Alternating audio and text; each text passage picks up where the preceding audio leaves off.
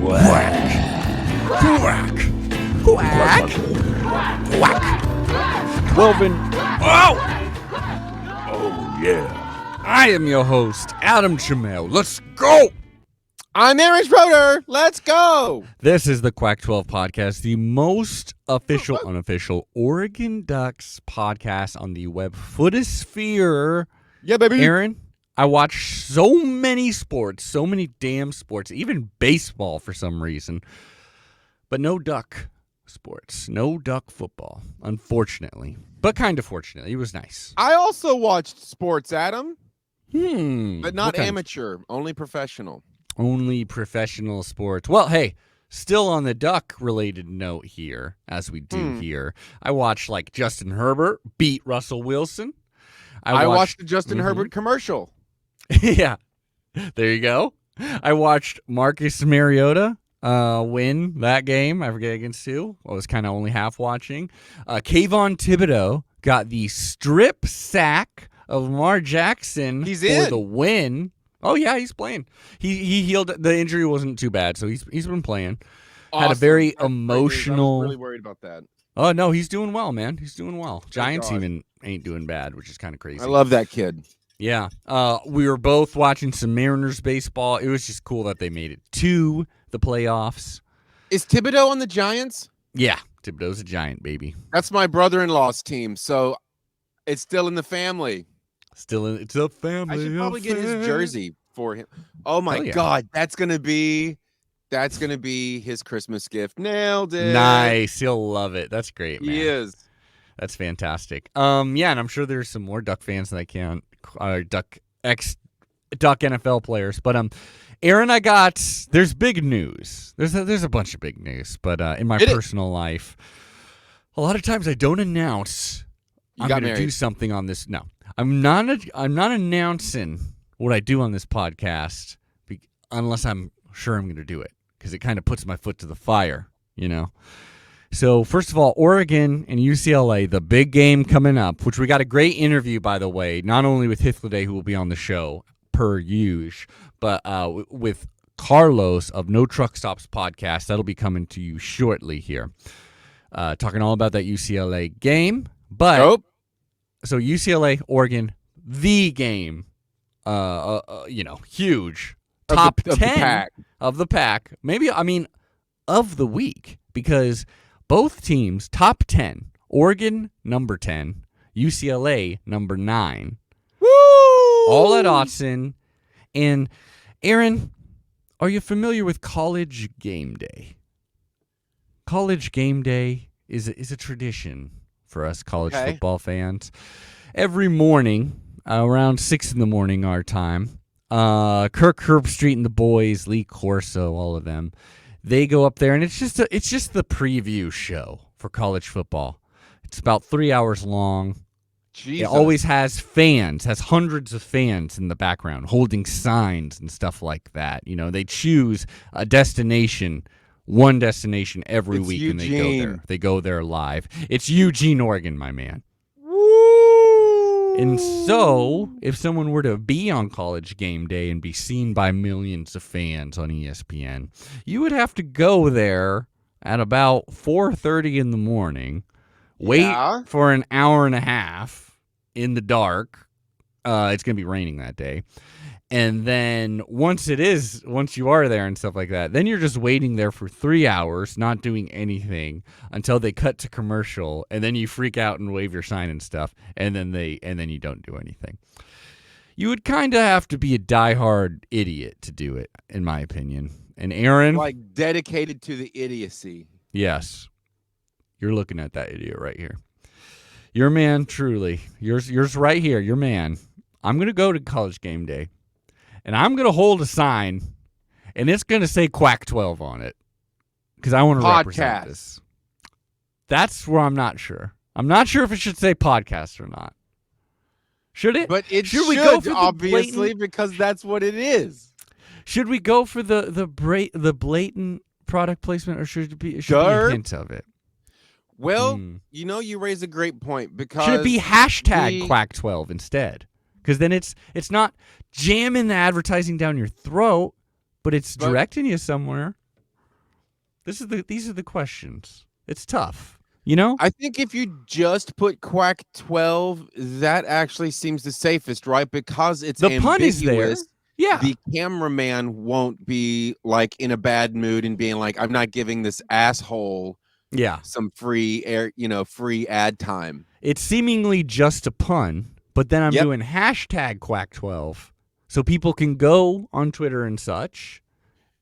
Do it. Search that out, and they'll find us.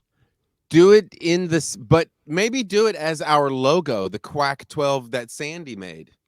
Oh, yeah. Like, just draw that shield because that is our branding. That's a great, look at you. The pact. That's what you do. It's also easy. Easy. Look at you. Oh, my God. You saved me so much time. That makes so much more sense. And it looks good. It's clean. It's our logo. Yeah, it's clean. Boom. That's something they would want to put on air. And Sandy's design should be on college television. Game Day. I agree.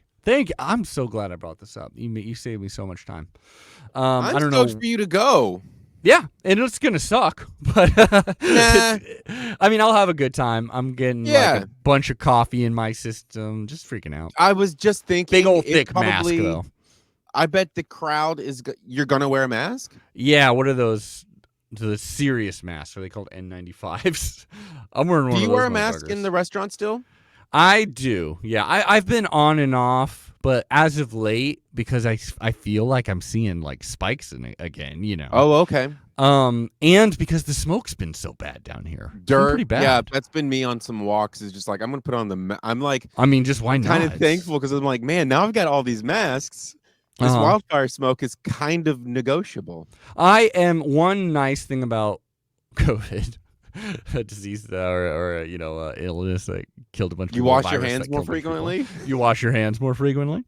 But also I do like that it has introduced the mask culture into America because it was such a it was something we forgot about really and something we just didn't do. In a lot of other cultures, you just do it. And as someone who occasionally gets ugly cold sores on their lip, what a wonderful thing it is to just throw a mask on it. You know what I mean?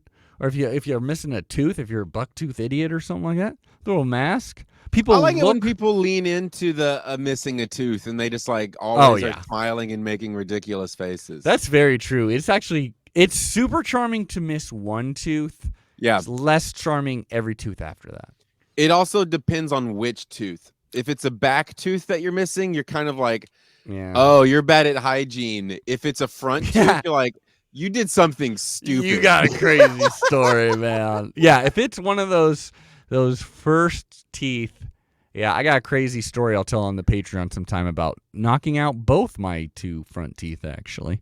But anyways. Are those fake teeth? These are my real teeth, surprisingly. They put them back in. They put them back in, and it was pretty painful. What happened? I'll just say it really quickly. I was at, friend of the show. I'll plug this. He has a great band now. This was a less great band. A band called Squish. Look them up. They're great. So I was at this friend's band, and there was a mosh pit. And, I had just gotten there, and I run into this mosh pit, and I'm like, woo! And the back of this guy's head comes back, nails me immediately. And I had just gotten my braces off, so I'm pretty sure my teeth were a little more whoa, just are you in high school? Yeah. And wow. Both my two front teeth pop out. Just a boom. But both their roots are still completely intact. So I've got two dangling teeth out of my mouth. I know listeners are like, I didn't sign up for this as a Ducks fan podcast. But so basically what happened, my dentist wanted to just yank them out, but we're like, so we called my orthodontist, who's a nice guy, Dr. Benyon, Medford, Oregon, great guy. He's like, meet me at the office at midnight. Bring your retainer. I'm going to need you to put your teeth in your retainer right now and then put your retainer on. Basically, shove those bad boys back in there. Ow! It really, really, really, really hurt. One of the most painful experiences of my life. Because I did this at home by myself. And I did that. But then he was like, okay, that's basically a cast for you. If you keep that retainer on for 2 weeks, go fuse. Then they'll be okay. And guess what? These bad boys are my real teeth. They're still doing good. It all worked out. It was a disgusting process. But there you have it, listeners. I'm sure that's what you wanted to know. Dude, Subscribe to the Patreon. Congratulations on the willpower to... Yeah, felt There's pretty something to be said for the human spirit when it's tested through trials of like pain. I agree. For real. I'm pretty brave. I feel like you see the universe for its reality, which is that it's fucking chaos out here, y'all. That's why Pac-12 football's so great. Yeah. That's why we play football, to remind us of the chaos and the futility of mere existence. Oh my God. Oh wait, did I just turn into Bill Walton? Oh my God. Yeah, so I'm excited about College Game Day. It's also going to be raining that day, first time in like a month. So it's going to be cold and rainy, which I'm kind of down who knows for. What might happen in 5 days? You can't. Nobody can predict anything 100%. That is true. I kind of hope it is raining. I kind of hope it is raining, to tell you the truth. You have a good rain jacket? I have a decent rain jacket. Not you great. Got a good coffee mug? Yeah, I got a good coffee mug. I don't know got if a they'll good let me vape keep pen? it. They may. Yes, I do. Then you're fine. 4 a.m. is going to be nothing. Yes, you're always getting me through life, dude. Yeah, I don't know. And they also have like weird, like they have some rules on like the ESPN site where it's like no sign, like no polls for your sign, just the sign. But it's like I see motherfuckers with polls all the way. I'm looking through, but I don't want to push it. If there's one thing that mainstream Hollywood is concerned about, it's vampires. Because they are vampires. So they don't want you bringing wooden stakes. That's a good one. I like that. And not only that, but I was thinking this. So Quack-12 logo on the front, on the back for the people behind, for the hundreds of Duck fans behind me. Yeah, I got Quack-12 podcast written on that back. So Bangarang. Boom. That's how you promote a podcast. And I'll tell you this. This is also how you introduce a guest. Ladies and gentlemen, from Addicted to Quack, we've got the resident film reviewer / managing editor over there. It's a wonderful SB Nation site. He's also a wonderful follow on Twitter. That is at Hythloday1, HYTHLODAY,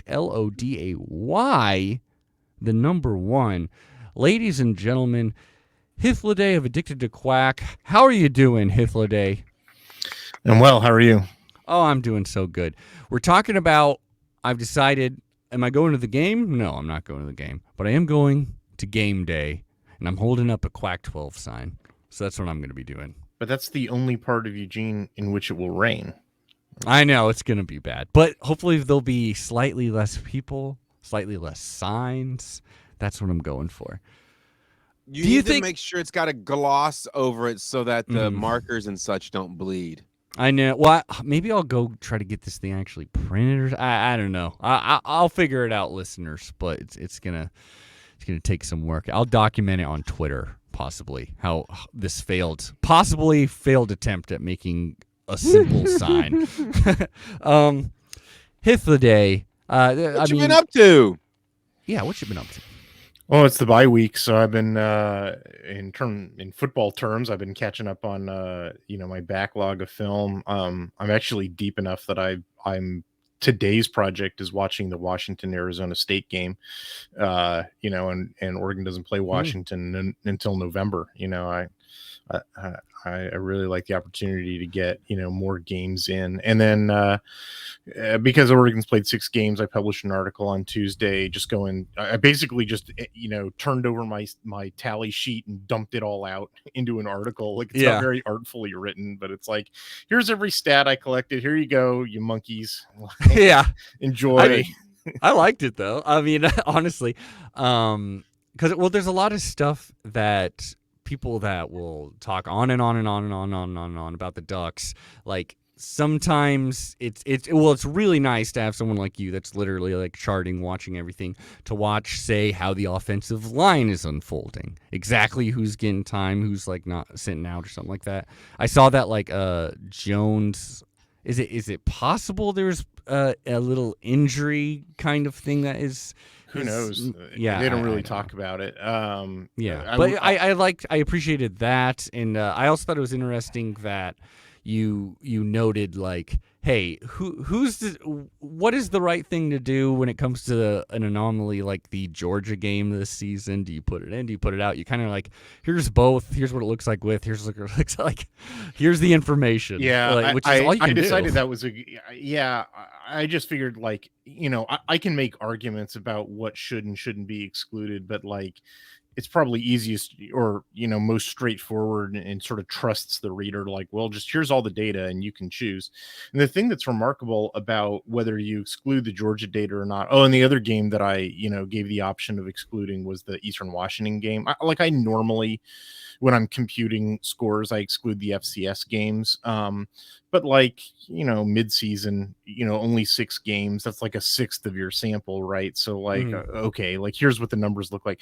And like it often is the case with teams that like, if you exclude their game against an FCS opponent, halfway through the season, their numbers, tend to look less impressive, right? Like that they're, that they really ran it up against the FCS team.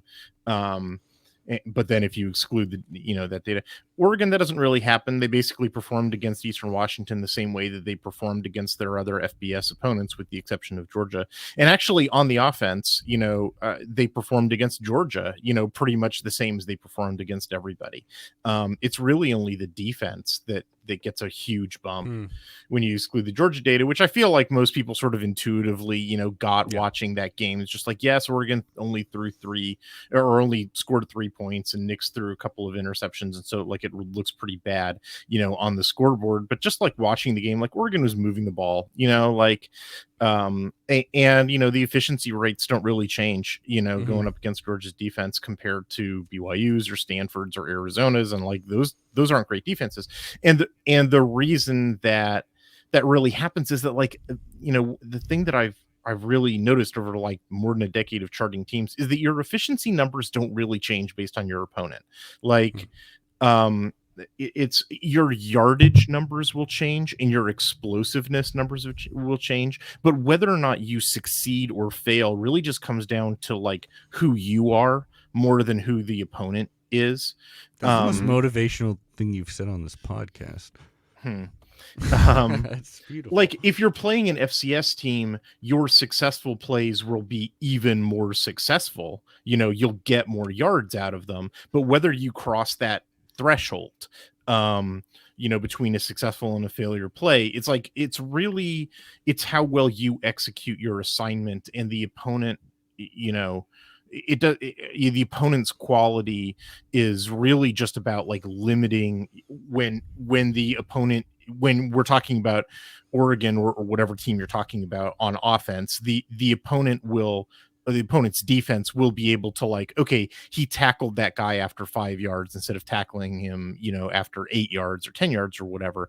But like ultimately it was about the line executing. It was about the play selection. It was about the running back being able to identify the correct hole and having the patience to hit it at the right time. And all of those things are about how well you practice and how much talent you have. And the opponent just decides, the opponent quality just decides like where the tackle gets made, whether he, it's a really huge talented linebacker who thumps you and brings you down immediately for only a 5-yard gain, or, it's a little wimp who, the running back sort of runs over and gets, 8 more yards. Like that's what opponent quality determines. And the same is true, just the mirror image of it on the defense.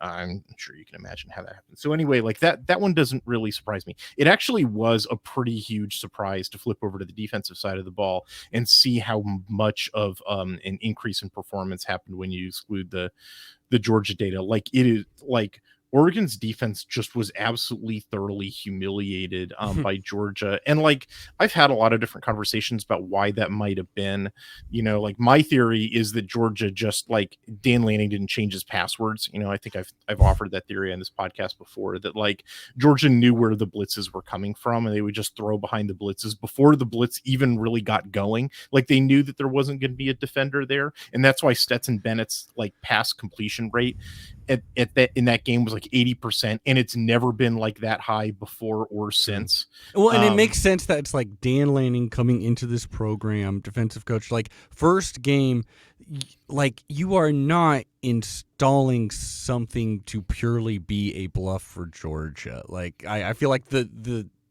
that would be worse for your program to do anything that than to just like really you're installing the basic of the basic packages, the basic everything just to get off the ground, and it was just a perfect storm of a whole lot of things. Well, yeah, exactly as you say, it was a perfect storm. Like I've talked to people who have alternate theories about that, who are like, they, just psychologically, like that opener in Atlanta, like first game, first time head coach, the team.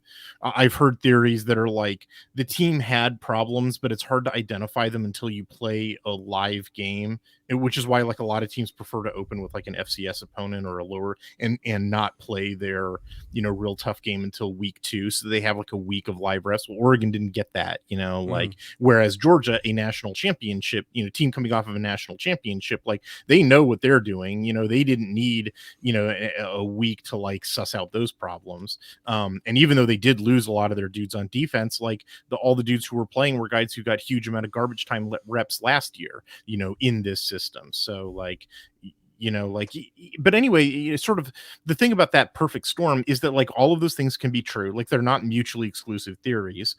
They're probably all true a little bit, at least a little bit, I should say. And,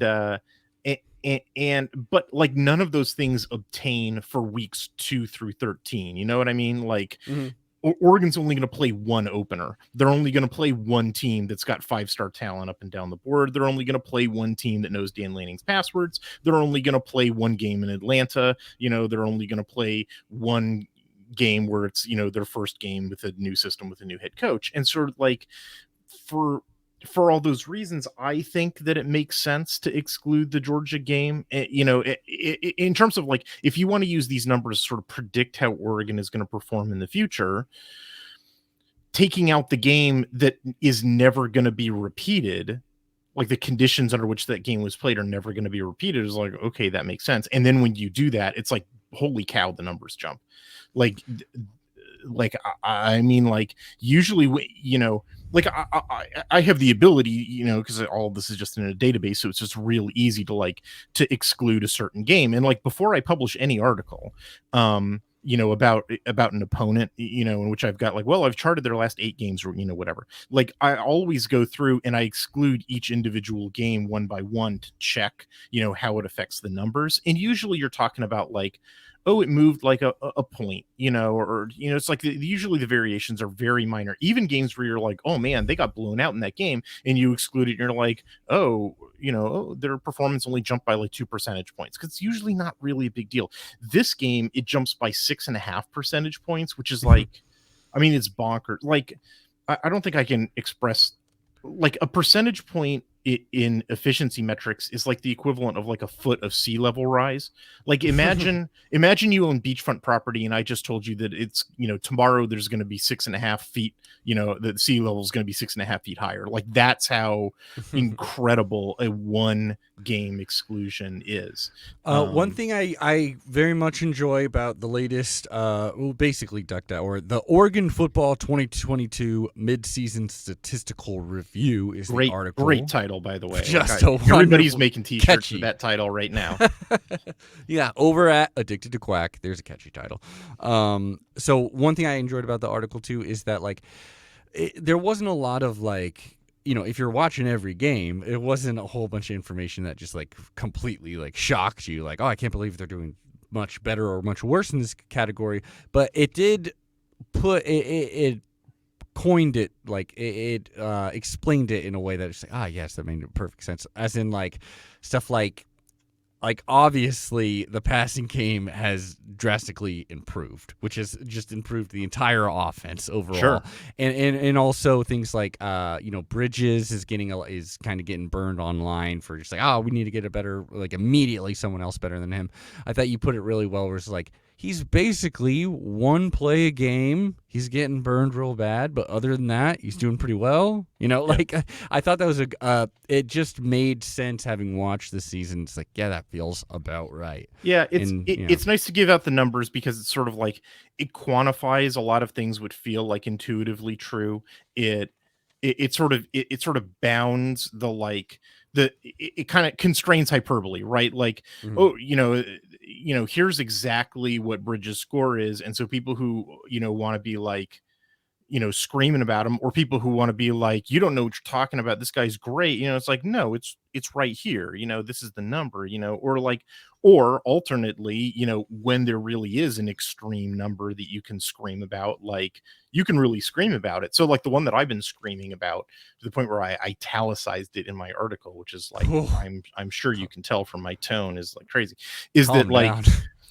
Oregon in 20. So I did this, a very similar project to this at the end of the 2021 season. It was a postseason statistical review, and I published basically all the same numbers, but for that team, not this one. And the thing about Oregon's offense in basically 5 of the 6 stats that I track on offense, which, it's efficiency, yardage, and explosiveness, and then for the passing game and for the rushing game. That's why there's 6. In 5 of those 6, the scores are fairly similar to 2021. Like all 3 of the rushing greats, they're better, but like they were already great in 2021, and they're sort of dragged down by the 2 Utah games. But like Oregon's rushing performance has been excellent for years now, like way beyond championship caliber, level. And the other thing about 2021, and this might sound like crazy to some people who's like their only memory of it is Anthony Brown throwing deep balls and missing all the time, is that Oregon's yards per play or yards per pass attempt and explosiveness frequency in the passing game were actually pretty good. It was like 8.2 yards per attempt and like 18% or so explosiveness, which is like, those are good numbers. Oregon actually had a relatively dynamic passing game when they were completing passes. It's just that, between accuracy and then the other factor is like that I'm sure fans will remember. And as we were talking about a second ago, I can provide numerical support for an intuitive feeling, is that like a lot of completed passes, but it was like 3 yards on 3rd and 7, kind of stuff where it's like, well, that goes down as a completed pass, but it was useless, like they're still out of the field. So there was, that dragged Oregon's passing efficiency down to only about 52%. 50 is average, 60% is championship caliber. So like 62 is like, it's above average, but barely, and it's not going to get you, to a championship. So in 2022 so far, that's the big change. Like all the other numbers on offense are fairly similar, but they've gone from 52% passing efficiency to 63% passing efficiency. And that's even if you include the Georgia data, which like it's an 11 percentage point bump in passing efficiency, which like I just finished going nuts about like a 6.5%. You're on the roof. Yeah, barely this is surviving like, at this point. Imagine, 11, that's a tsunami. That's, 11 foot of sea level rise. Like that's, I mean, your that's house like is 30 years down the future. Yeah, I know. It's like a 1 year, that's, I mean, like this is a very quarterback centric game, and having a quarterback who's like placing the ball accurately and where it's supposed to be, on time and catchable so that the receiver can get some yards after contact. Like, yeah, man, it's a big deal. Like this is, there's a reason why everybody freaks out about quarterbacks, and like so much of football commentary is about quarterbacks is like, yeah, that's the difference, between like a good quarterback and a great quarterback is 11 percentage points worth of passing efficiency. Like, yeah, it's just that, like, yeah, it's a very quarterback centric game, and Oregon has a pretty good quarterback. Hell yeah. I like to hear that. I'm very excited about all that. Once again, Addicted to Quack is where you can find these every week. Wonderful work by Hythloday. I believe we're going to go into a commercial break, and then we will be hearing from Carlos of No Truck Stops podcast. We did a little interview of him just to get the temperature of this game coming up, of DTR coming to Eugene, of Chip Kelly, blah, blah, blah, blah, blah. Yeah, so we'll be right back. Okay, I'm going to write this down. We pre-recorded this. I'm going to put it all in later.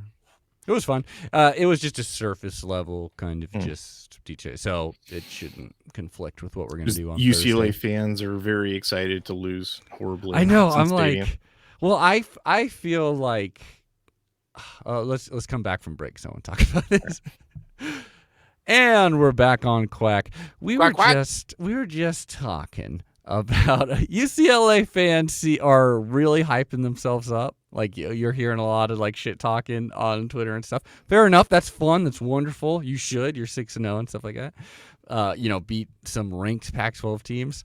But I do feel like overall there is a bit of the forced, like, I don't know. I feel it's a little forced. I guess that's what I'm saying.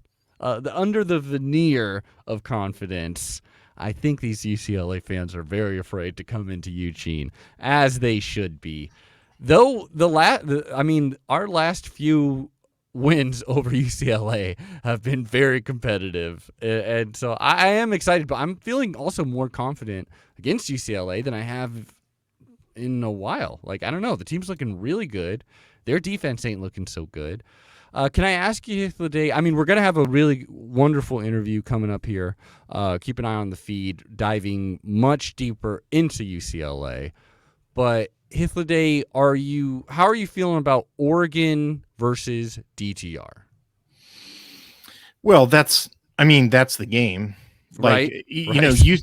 UCLA is, their statistical profile looks like an awful lot of Pac-12 teams this year, in which, their rushing offense is fairly inefficient. They can occasionally break off a big run. Their defense is no great shakes, but they can, they can get some turnovers that keeps them in games. But otherwise, their defensive efficiency is fairly poor, especially against the run, which sets up sort of an obvious strategy of Oregon trying to run the ball a lot, which they're fairly good at, and trying to play ball control. And who knows, the weather may play a role in that, in the sense that it'll be chilly, not in the sense that it'll be raining, because that's impossible. But yeah, and then, the final factor, just like a whole lot of Pac-12 teams, is it's a dynamic passing offense with a quarterback who's really difficult to bring down and can make plays off schedule, which so therefore I sort of feel the same way about this as I felt about Arizona, about BYU, about Wazoo, as I was, saying, in the previous segment, like, it's a very quarterback centric game. And if you're playing a good quarterback, it's sort of, the opponent is going to be in it if the opponent has a good quarterback, regardless of everything else, because a good quarterback, does everything, can rescue you. In fact, Oregon's, you mentioned that, Oregon's last game against UCLA was really tight. It wasn't until the end, Oregon was up by, I don't know what it was, like 28 points, 31 points, some crazy thing like that in the third quarter. And then basically, Dorian Thompson-Robinson by himself, was making throws that weren't really there, was making off schedule plays, was rescuing Chip Kelly from his sometimes screwy play calling. And in bizarre protection, notions about how they were going to do their pass protection. And like, he's a 5th-year starting quarterback, in the same system with the same coach, he's going to make some off schedule plays. He's going to make some heroic passes. UCLA is going to be in this game. That said, across every other, metric, Oregon has a big statistical advantage. I'm very excited. I think it's gonna be a lot of points. I'm still feeling very confident in Oregon, especially in Eugene, but we'll see what the hell happens. They got to play the game. Y'all, it's time for us to go into a very important segment, and that is the picks. I picked the wrong one. I think Aaron picked the right one here. And then I trumped him with the wrong one. It. Bottom 11. That's right. It is not the pick. It's bottom 11, y'all. Now, Ducks, they're at the very top. We all know that. But how about the rest of the Pac-12? How they doing? It was fun. I watched a whole lot of football. I really was like, hey, it's bye week, so I'm going to finally just kind of flip around. I'm not going to be as tied to anything, even Pac-12 games. That being said, like I missed a whole bunch of like Alabama, Tennessee, which I never watched like SEC football, but I was watching that because it's such a big game, it was close. But because I was watching Colorado Cal, baby, that's my game, and Aaron and I both chose Cal. I listened to last week even. We were both being like, I was like, Aaron, listen to me, like I'm doing you a favor. Colorado, oh, no, what happened?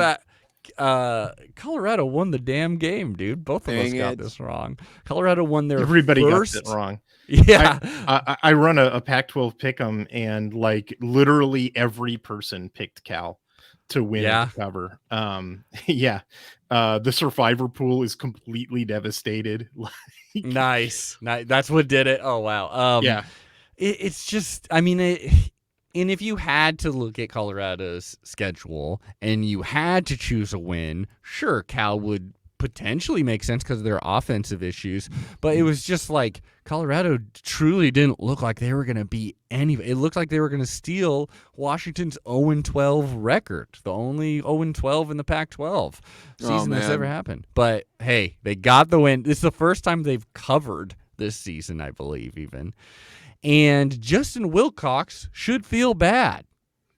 Cal fans definitely feel bad. No, I don't think he does feel bad because, like, remember, Justin Wilcox, Oregon football player. So was Bill Musgrave. So was Peter Sermon as offensive and defensive coordinators. So, like, I feel like they were looking at, Colorado potentially taking, Washington's 0-12 streak and took one for the team. They knew how important that was to Oregon, just like they gave their entire team COVID last year so they could throw the game to Arizona to keep them from taking Washington's 0-12. So like, double agents, Wilcox, Musgrave, and Sermon, thank you for your service. Yeah, absolutely. It was like Colorado. It was just one of those games where it's like, well, both teams aren't doing great. But because clearly one is an underdog, it just felt and read, and I think was the case, that Colorado was giving it their absolute all. And Cal was, they were definitely trying to win this game. But, I mean, Colorado, it was their Super Bowl.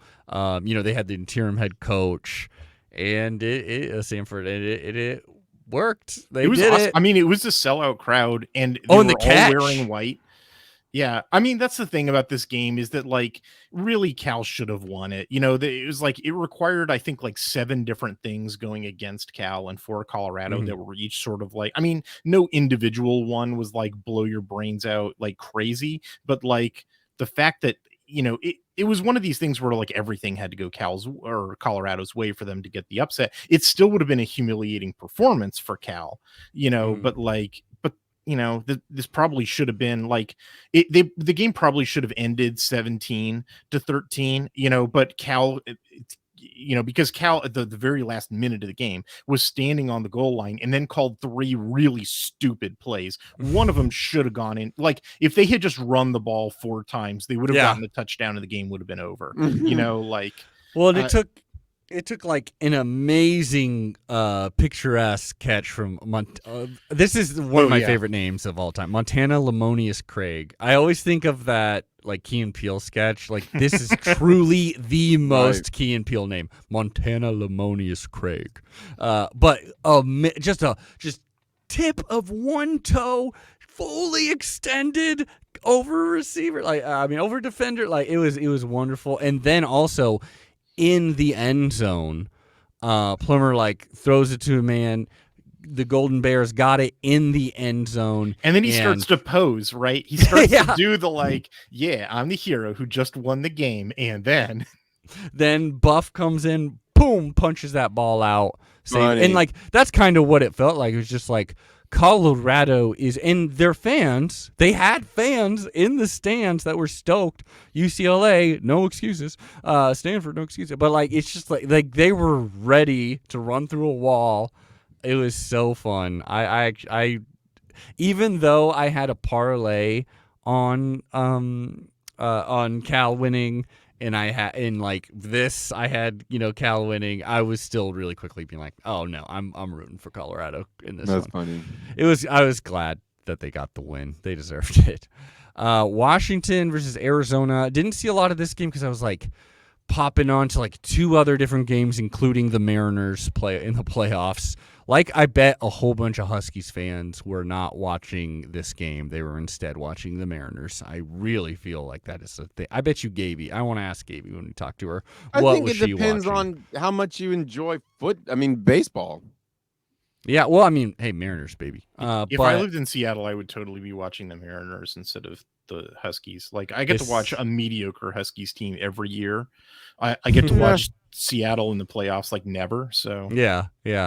There's so many. There's like people who can now legally drink who've never seen them in the playoffs. So, it was from what I saw, from what I understand, it's like Washington won. Arizona certainly made it competitive, though. Got a lot of, even if it was like rallying, they got a lot of like yards.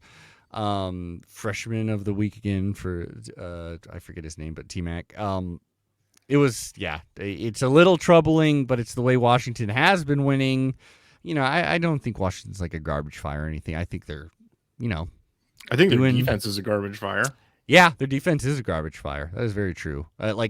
They kind of and look honestly, like those old like bad Oregon teams. Like there's a couple plays in this game where I sort of feel like if they were officiated differently, I'm not making accusations. I'm just saying, officiating or subjective calls. It's not something that you as a player determine. It's outside your control. Arizona could have been, closer or even won this game. Like, it was not a dominant win, definitely. So that's not great. And it was in Washington, I do believe, right? In Seattle. Yes, correct. Good thing, Washington doesn't have any more trap teams coming up. Then we got the thing about that.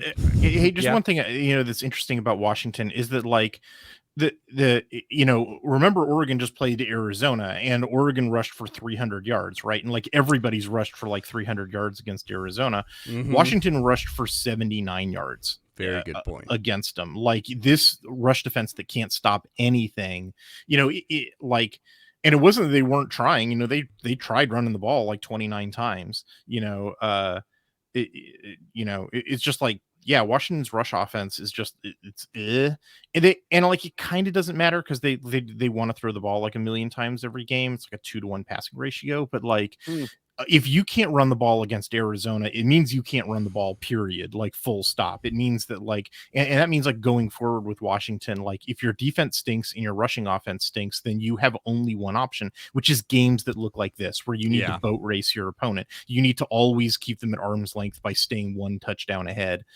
And it really feels that way in every game they've done, good and bad. It's just been the same thing. Yeah, exactly. Good point. Then we had this. So both of us chose Washington that one. And then I probably also, I don't think I forced Aaron into this pick. I didn't force him into anything.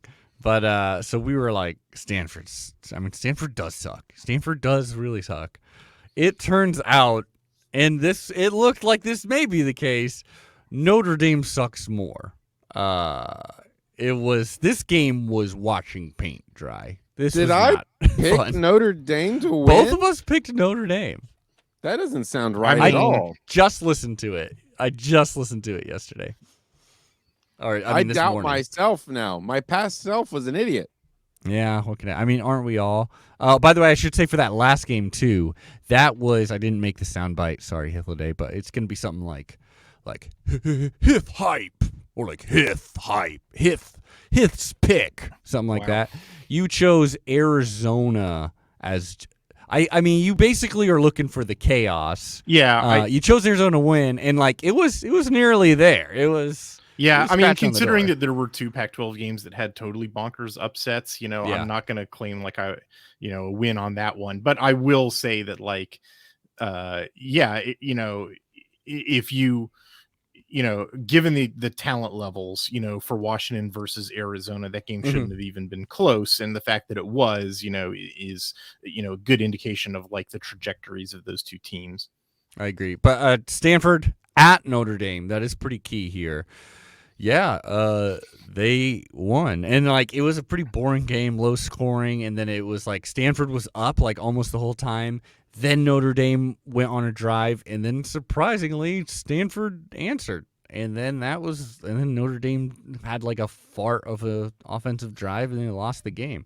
It was really just like Notre Dame didn't have any offense in this. Like, yeah, they held Stanford to 16 points, which is like, that's what you're supposed to do to Stanford. Like that's, because McKee's a dangerous quarterback, and Wilson in particular is like a really dangerous pass. Wilson and Tremaine are really dangerous pass casters. But like, yeah, I held them to a touchdown and 3 field goals. It's like, yeah, that's about right. The problem was like Notre Dame is like, ugh. And that's another one where like they only rushed for 150 yards against Stanford's rushing defense, which is like maybe the worst in America. Like, that's bad, Notre Dame. Like, that's really bad. And it's not just the quarterback. Like if you have a lousy quarterback, like, okay, hand the ball off a million times against defense that can't stop the run.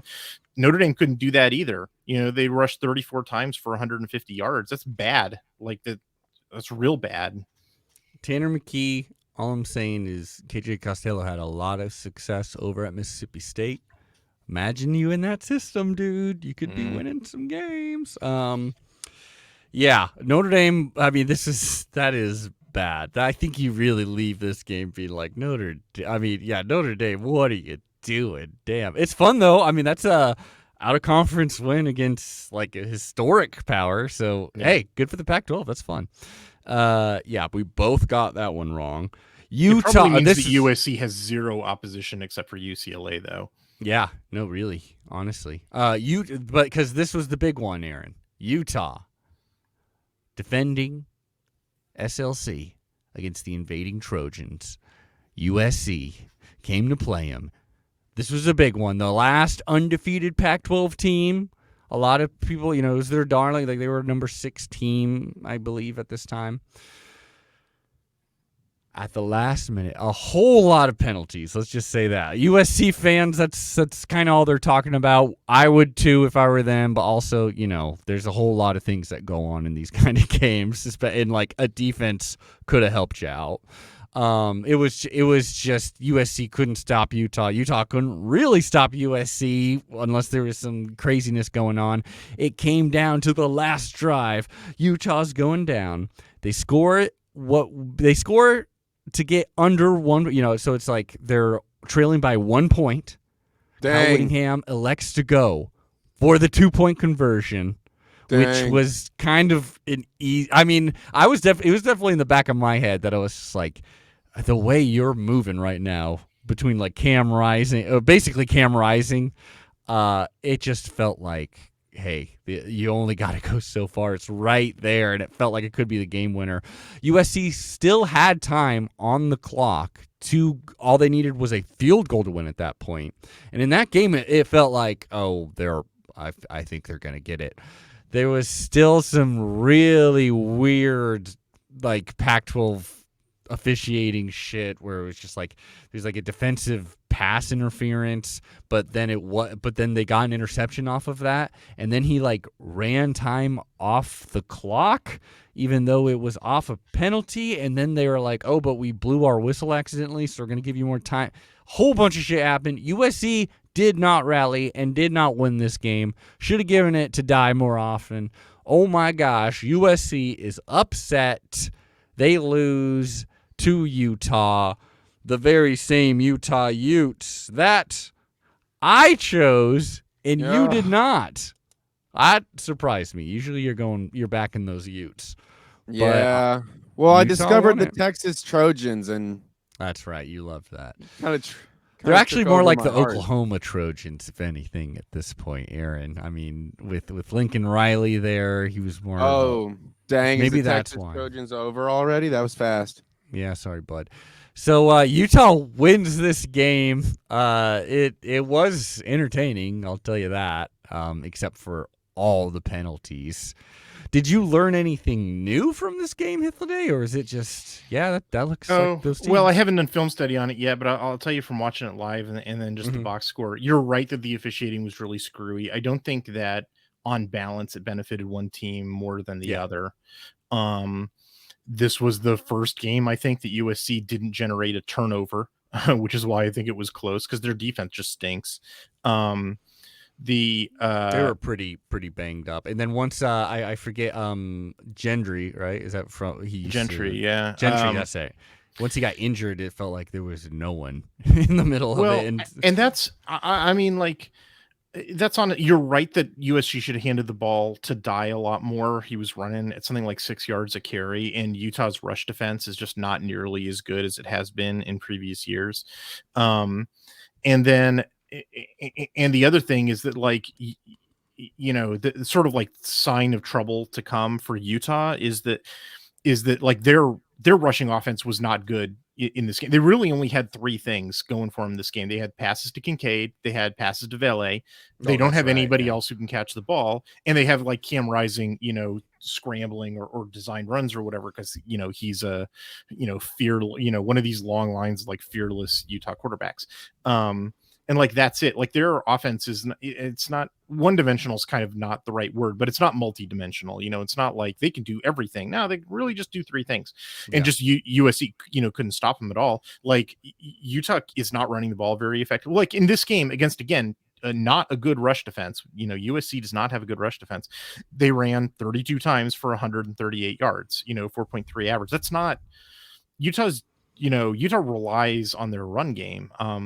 And the other thing, I predicted this over the offseason, like they're going to be in trouble with their tight end depth, because like Andy Ludwig needs 3 tight ends and they've got 1, right now. And like, that's how, it's really, every pass that they threw to Kincaid, he caught. He's 16 for 16 for 234 yards in that game. Like that's bonkers.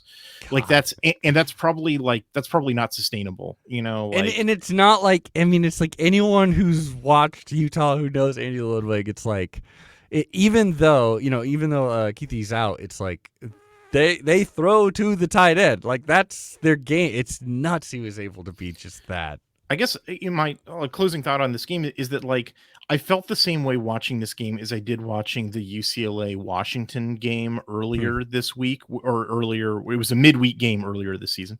And I'm glad that everybody got a lot of entertainment out of the game. Like, great. It was a fun game, back and forth, struggles and comebacks, and the officials, provided a good heel, for the wrestling match. It was great. When I dive into it, I haven't done like charting on it yet, but just like, looking at the box score, and knowing what I know about, other opponents, just like these are both like really incomplete teams, that they do not have like full spectrum dominance, where they're good at everything. It's like they're good at a couple of things, they're bad at a bunch of other things. And when 2 incomplete teams, play each other, you get like crazy fun games like this. Which, like, hooray for college football, right? Like, you don't get to see that in the NFL, because like that's what happens. The NFL is where you see full spectrum dominance on both sides, and they're, struggling to eke out like a penny's worth of difference against each other. And, so it's boring, and I don't know why anybody watches the NFL. These games are fun, but like both of these teams ought to feel bad about their prospects going forward, because they're really incomplete teams. Gotta say. Yep.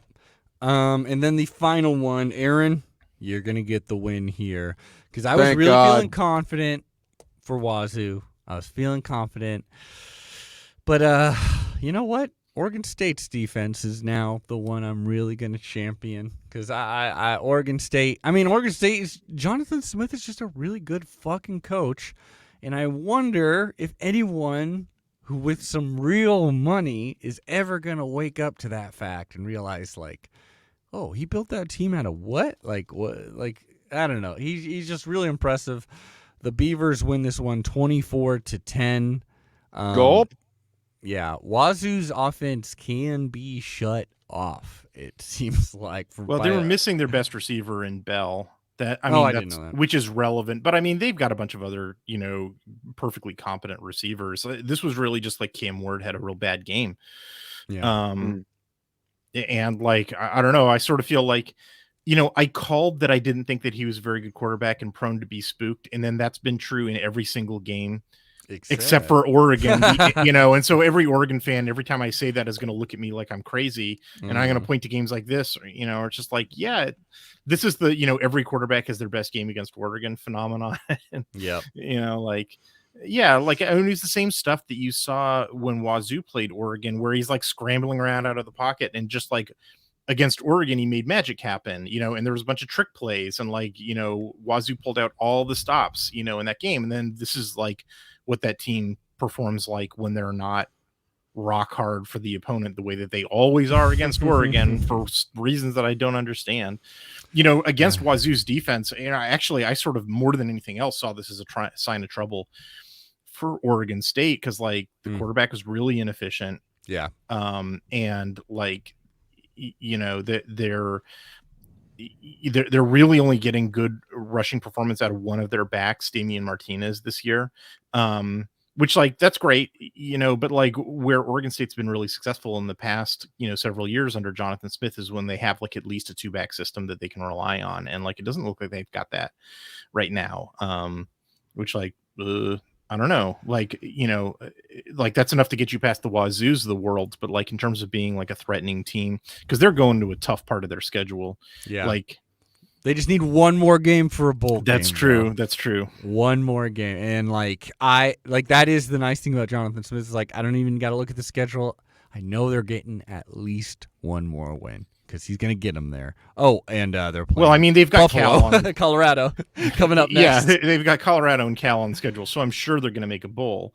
But and like Washington, they may be able to get some. Yeah, weird... it's at Washington on a Friday, though. I have a hard time seeing. Aaron, you got to go to that game. That'll be fun as hell. But like, I could see him losing to Arizona State. To be honest, like I feel like Oregon State and Arizona State right now are at about the same performance level, and that one's in Tempe. Like, I wouldn't bet on Oregon State in that game, frankly.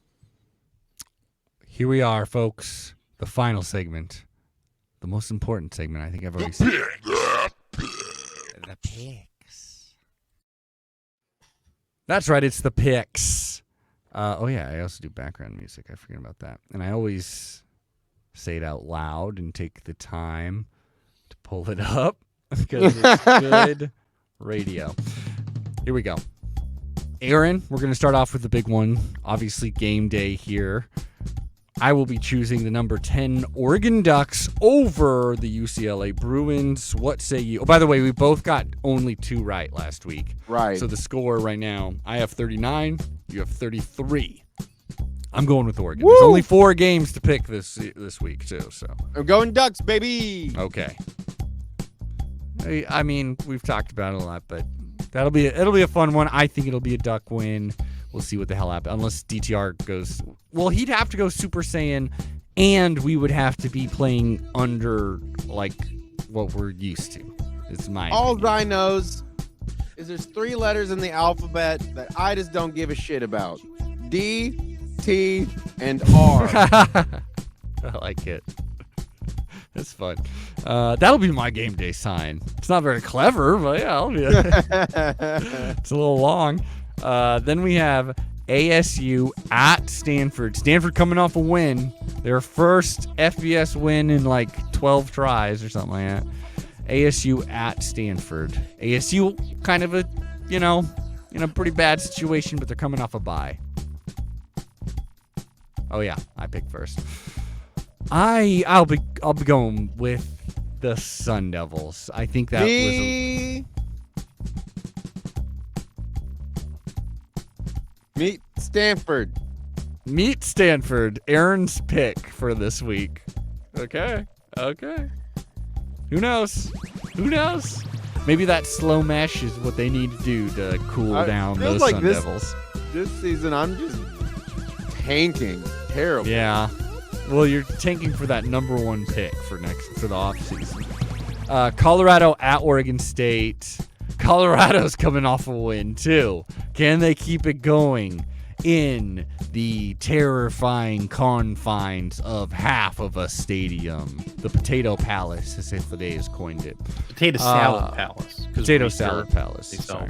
It's not even good potato salad. Let's be honest about it. Oh, it's Risers is kind of a shit brand. It really is. Which is why I'm going with Oregon State. I'm going to go with those Buff men, baby. Go with the Buff men. I want you to be right. That would be really fun. Wow, the second win for Colorado. Who would have thought? And the final one. This is always a tricky one, typically. Washington at Cal. Cal has upset them surprising amount. It's usually a pretty good game. They're coming off a bad performance. Washington's coming off a win, but not a great performance. Washington's going to be throwing so much, but Cal's defense still their strength of the team, which is why, I'm going with... I'm going with Cal, actually. I'm going with Washington. And you're going with Washington. That'll be something. I think that'll be a close game, actually.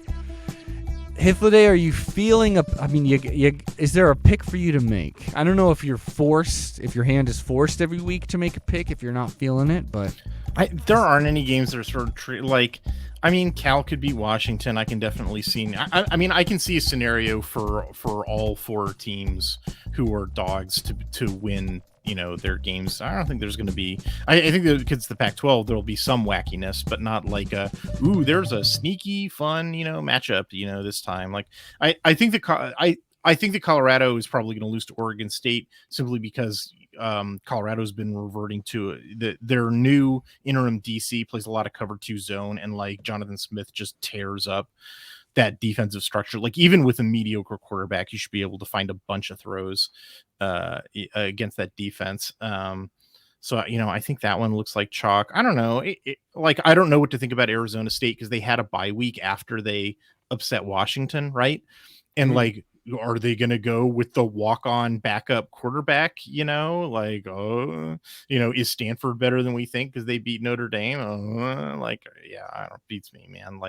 This looks like a pretty standard Pac-12, kind of weekend where a bunch of mediocre to bad teams are going to play each other and stuff will happen. And then there's a headliner game in Eugene because when is there not? Yeah, that is what it feels like. Hopefully it'll be a boring game of Duck domination this week. That's what I would love. I really think that Oregon's just going to run the ball a million times and that, people are going to be tuning out during the third quarter and then they'll tune back in during the fourth quarter because DTR, some crazy stuff.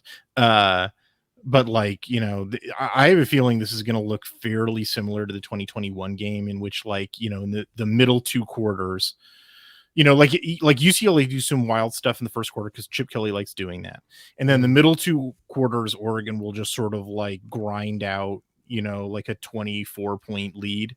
And then it'll be wackiness in the fourth quarter. And then the game will be decided by 10 points, but really it was never. And that's sort of how this game feels like it's going to be to me. My favorite part will be when Chase Skoda gets an 82-yard touchdown. Calling it 82-yard touchdown on a screen. That's what I think it's going to be. Boom. Mic drop. Once again, screen passes against UCLA is not a bad bet. Their defense is really aggressive up the middle, and teams have been throwing screens pretty effectively against them. That's what I'm saying. Against his old team too. He's going to feel good about that. Once again, this has been the Quack-12 podcast. You can find us on Twitter, find us on YouTube, find us at our Patreon, especially if you want to help us out for a measly $5 a month. You get so much quality programming, and you also help us do this every damn week. At Hythloday1, HYTHLODAY, 1 is where you can find our guest over on Twitter as well as on Addicted to Quack, the wonderful SB Nation Oregon Ducks podcast. Oh my God, I'm losing my mind. Website. It's okay. And a podcast. There you go. You can find. Yeah, there's so much shit there. Oh, it never rains on this podcast. I'm sure you can. Yeah. Never rains on this podcast. This podcast is leaking all over the place, but that podcast, no, it's doing great. Aaron, yo, do you have a crazy prediction for this game to send us out? Something that will happen within the confines of this game. Can be anything. The ball will be deflated upon one kick. Whoa. It'll pop. The That's kick. A mighty they'll kick. call it the kick heard round the stadium. There you go. Camden Lewis with the foot of gold. Yeah. I love it. I love it. We love you, buddy. We'll see you next week. Go Ducks. Quack, quack. Quack, quack. Oh, and thanks to Carlos of No Trucks